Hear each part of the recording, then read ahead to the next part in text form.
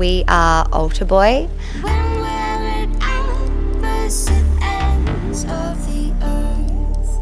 I am the lead singer. I use lots of different names in my art practice. Sometimes I use Molly and sometimes I use Aaron in the band. I'm Laura. I only use the one name. I'm new to Altar Boy actually, which is very exciting. I'm Jack. I do the sign language live on stage. The reason we're called Altar Boy is because I really like that religious mockery and play on words between Altar Boy in terms of that little religious boy who grew up in the church space. For me is to create a safer concept of religion than what I had when I was a kid, particularly being a queer person. There's a lot of trauma and conversion going on in those spaces.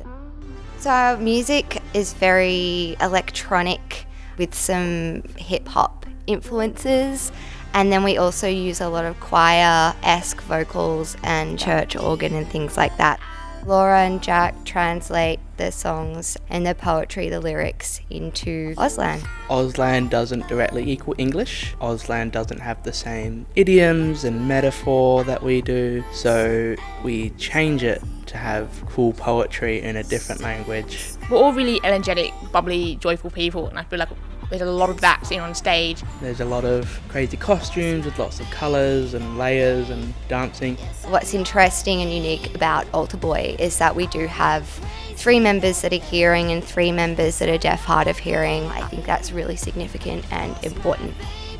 Deaf people are very commonly excluded or have been excluded from hearing spaces and from music spaces for such a long time, and it's really important to our band to start including deaf folks in music.